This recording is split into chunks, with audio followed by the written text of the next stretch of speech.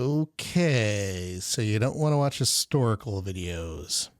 Fortunately, you did seem to like my video about Merlot wine and the film Sideways. And with the 20th anniversary of the movie's release now upon us, I thought this would be a good opportunity to explore the wine region where this film took place, the Santa Ynez Valley. This wine region is one of California's lesser-known gems. It's relatively close to Los Angeles, but far enough away that you feel like you've left the city behind. The Santa Ynez Valley is well known for Pinot Noir, and plenty of Pinot is featured in Sideways, but the valley has a unique geography that allows for a wide variety of wine grapes and styles. So, does the Santa Ynez Valley live up to its depiction in Sideways? Is it worth a trip up the Pacific coast for a visit? To find out, we're going on a BevGeek road trip.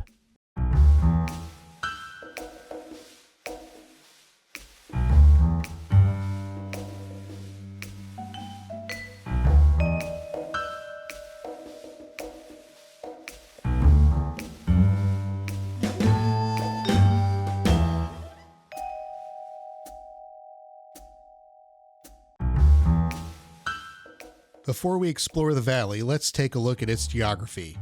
The Santa Ynez Valley is located in Santa Barbara County in Southern California.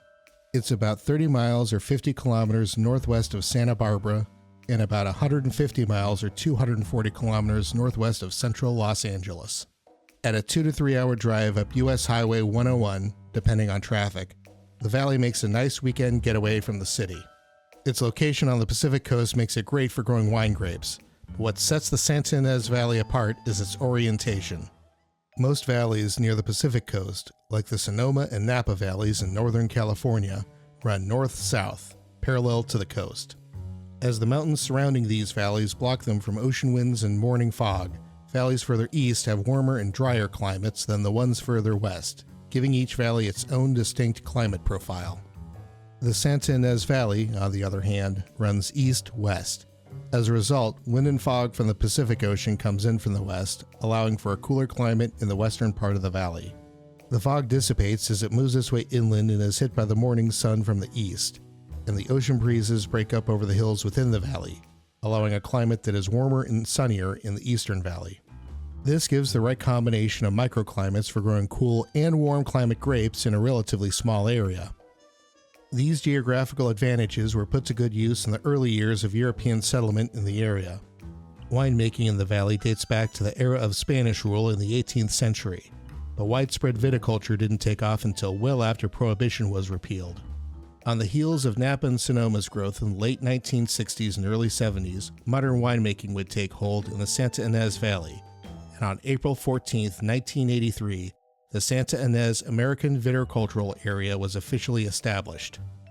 With a variety of unique growing conditions, it was natural for several smaller AVAs to also gain official recognition. The first sub-AVA was the Santa Rita Hills AVA. Established in 2001, this is the westernmost subregion in the valley, and as such has the coolest climate. Burgundian grape varieties are widely grown in the Santa Rita Hills. Most of the Pinot Noir that Santa Ynez is known for grows here, with Chardonnay and other cool climate grapes also commonly grown. Moving east, we come to the Ballard Canyon AVA. Founded in 2014, the namesake canyon for the subregion runs north-south, protecting the area from the ocean winds, making this area warmer than the Santa Rita Hills. Warmer climate grapes are grown here, with Rhone varieties being especially popular. Neighboring to the east is the Los Olivos District AVA. Established in 2016, this area has more gentle slopes and less marine fog. This lends itself to growing warm climate grapes such as those found in Bordeaux, Rhone, and even some varieties from Italy. Furthest to the east is the Happy Canyon of Santa Barbara AVA. Founded in 2009, this subregion has the warmest climate in the valley, making the wines here richer in flavor by comparison.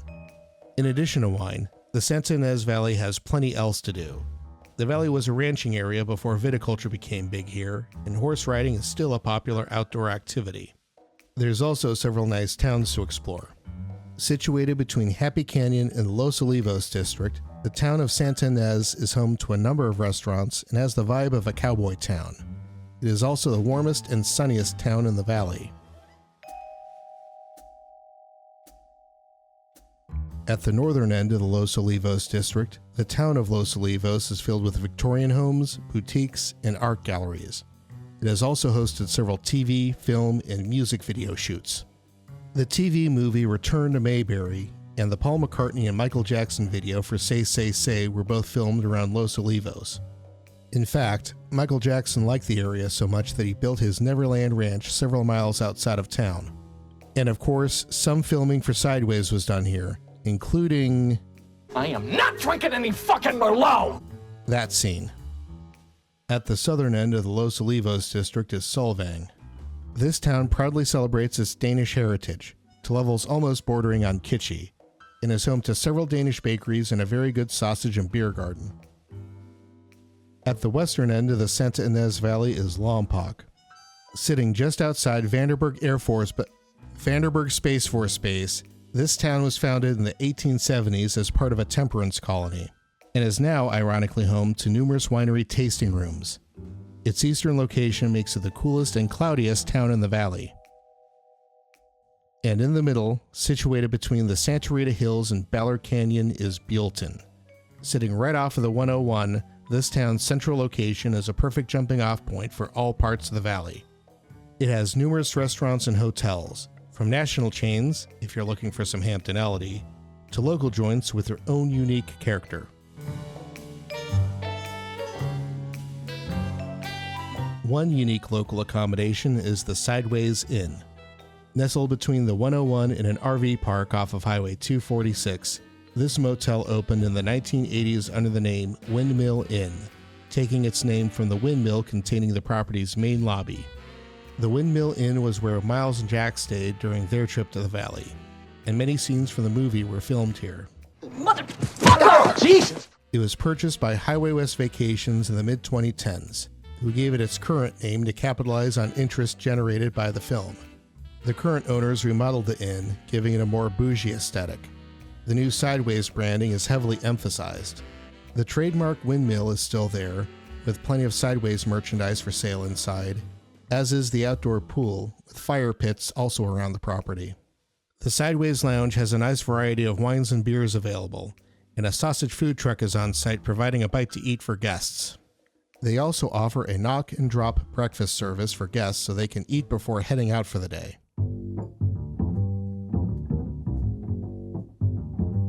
We start our exploration of the area wineries to the west, at the Peake Ranch Winery in the Santa Rita Hills. The former home of the Sanford Winery, Peake Ranch is owned by John and Gil Wagner and is home to some excellent cold climate wines. Some examples of these are their Chardonnays.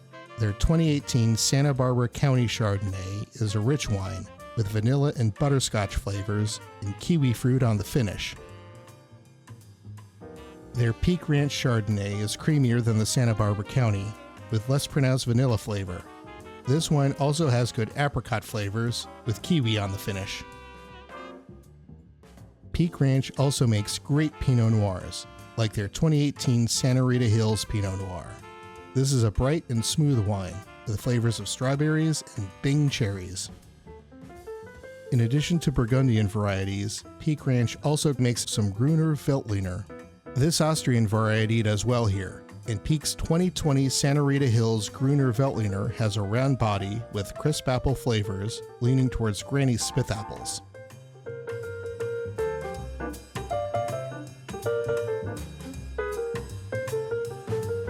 Staying in the Santa Rita Hills, we go to the Pence Vineyards and Winery. The vineyard was started by Blair Pence, stemming from his fascination with Burgundian wines, and they also grow Gamay, the main grape of Beaujolais. They currently have small production levels and only sell their wines direct to customers at their winery or through their website. Their 2020 estate PTG is a 50-50 blend of Pinot Noir and Gamay. This is a light-bodied Beaujolais-style wine with bright cherry flavor and hints of cranberry. Their 2019 estate Pinot Noir gives flavors of cherry and strawberry and has some light tannins to balance out the fruit. Their 2018 estate Chardonnay is a bright wine with pineapple flavor and some subtle vanilla notes.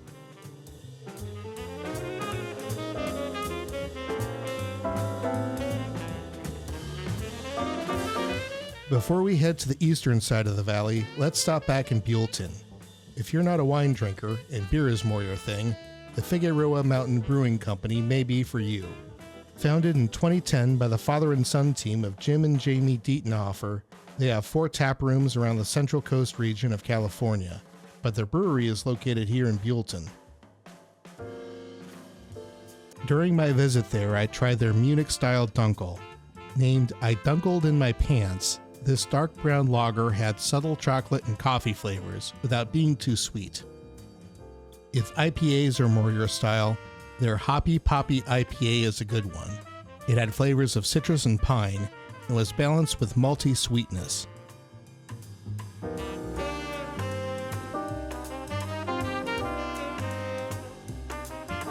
Moving back to wine, we go into Ballard Canyon and to the Rusack Vineyards. Established in 1995 by Jeff and Allison Wrigley Rusack, the grapes grown on the estate are roughly 50% Syrah, which they make some excellent wines from. But they also source some cold climate grapes from the Santa Rita Hills and the Santa Maria Valley for some of their wines. An example of this is the 2018 Bien Nacido Chardonnay.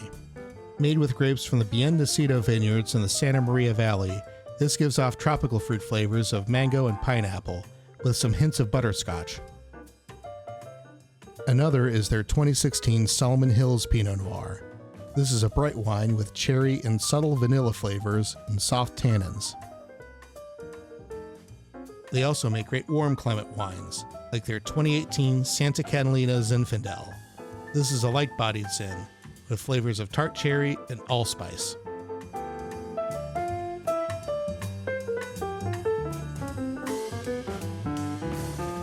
Moving into the Los Olivos district, we go to Rideau Vineyard.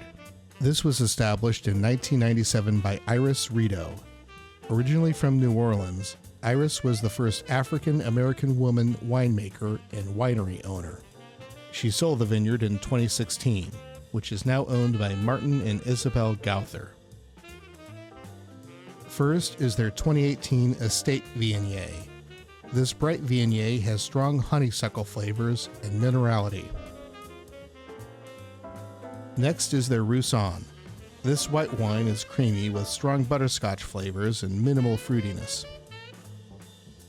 Finally, their 2017 Estate Syrah is a lighter-bodied Syrah with dark cherry flavors and soft tannins.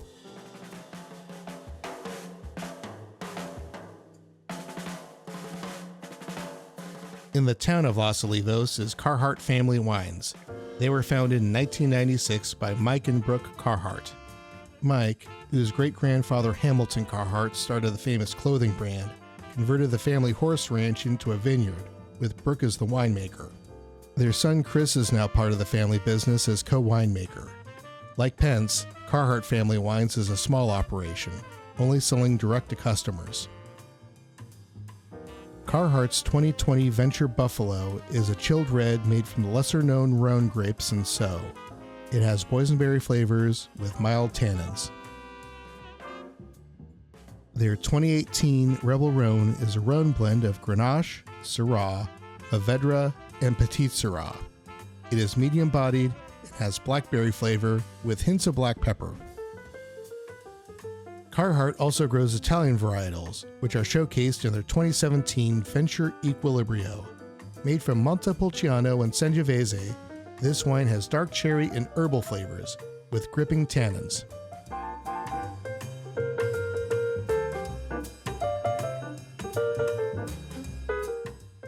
Moving east of town, we come to Vincent Vineyards.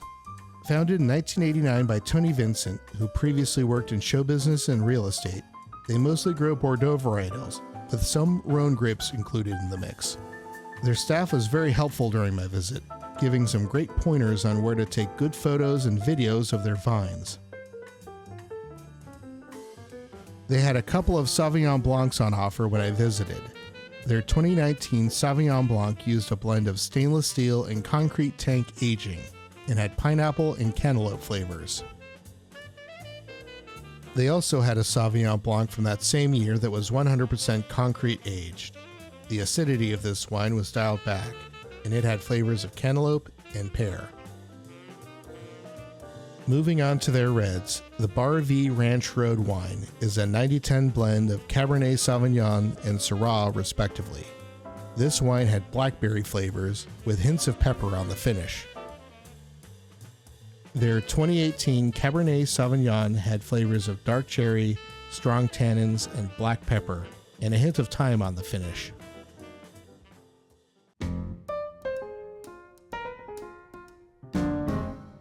Moving south, we reach Sunstone Winery. Founded in 1989 by Fred and Linda Rice, this was the first organic vineyard estate in Santa Barbara County. Sunstone was purchased by Teddy and Jamala Kabugos in 2019. The 2020 Chardonnay from Sunstone reflects the warmer climate of the eastern end of the Santa Ynez Valley. It has flavors of vanilla and butterscotch, with some subtle flavors of papaya. The 2020 Grenache Rosé has a round body with watermelon flavors. The 2019 Estate Syrah is a bright wine with flavors of fresh strawberries. Finally, the 2018 Estate Merlot Reserve is an earthier wine. It has boysenberry flavor with gripping tannins.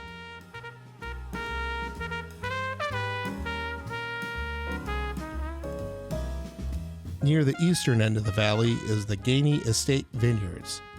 This vineyard was established in 1984 by Dan J. Gainey on land that was previously a family cattle and horse ranch. In addition to this eastern vineyard, Gainey also owns several vineyards out west in the Santa Rita Hills. The 2021 Gainey Vineyard Limited Selection Estate Syrah has a ripeness that reflects the terroir of the Eastern Valley. It has flavors of ripe cherry and raspberry, has big tannins that give leather and tobacco notes, and has black pepper on the finish. By contrast, the 2021 Evans Ranch Lone Oak Vineyard Syrah comes from a vineyard in the Santa Rita Hills. This wine is brighter, with fresh raspberry flavors, milder tannins, and hints of white pepper on the finish.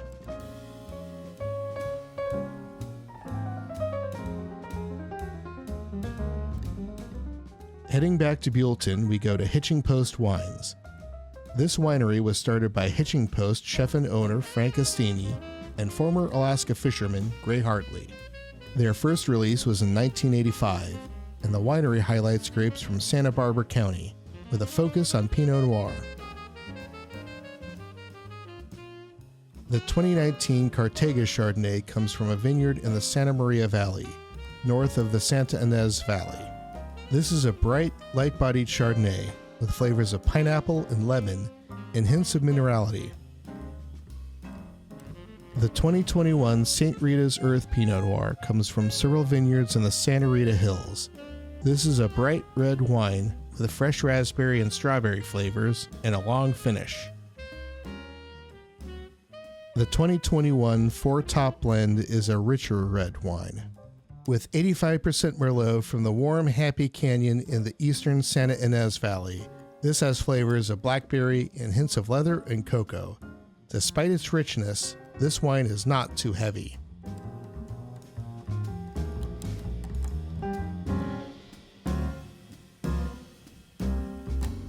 No trip to the Santa Ynez Valley would be complete without dining at Hitching Post 2.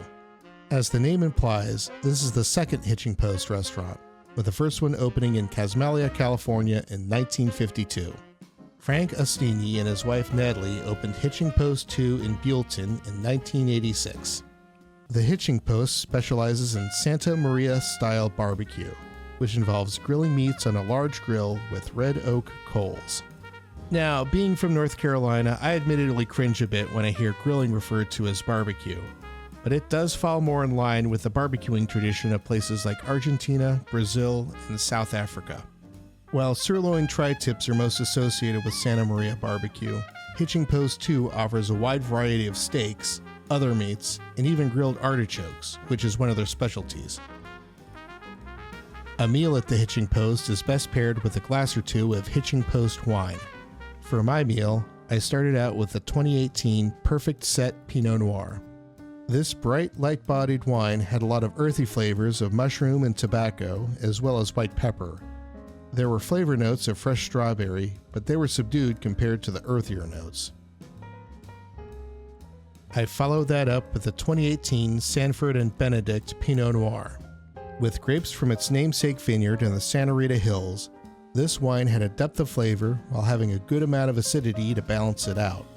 This wine had fresh strawberry flavors, soft tannins, and hints of leather. Of course, I would be remiss if I did not mention the flagship wine from the Hitching Post, the Highliner Pinot Noir. Featured heavily in the movie and a favorite of Miles, this blend of Pinot Noir grapes from across Santa Barbara County showcases the best of what the region has to offer. I naturally tried the Highliner, but instead of describing it here, I'm saving it for a future video about Pinot Noir, where I'll compare it with numerous other Pinot Noirs from around the world. That video will be out in the coming months. Subscribe to the channel and enable notifications to get an alert when it's released. Whether you're a fan of the movie Sideways or not, the Santa Ynez Valley is worth a visit. Its unique geography allows for a great diversity of wines, from cold climate Pinots to warmer Syrahs, in a gorgeous setting that's more laid back than other wine regions in California. The valley also has things to offer visitors outside of wine, and all within a short distance from the second largest city in the United States. The Santa Ynez Valley is truly one of America's best wine destinations. Thanks for watching. Hopefully you enjoyed this guided trip through the Santa Ynez Valley. If so, let me know by clicking the like button. If you want to see more video tours through the world's most renowned beverage destinations, then click subscribe and the bell icon so you'll be notified when new videos are released. Have you visited the Santa Ynez Valley? If so, what were your thoughts of the region and its wine? What is your favorite beverage? Let me know in the comments. Thanks again, and until next time, good night, pleasant dreams, and come again.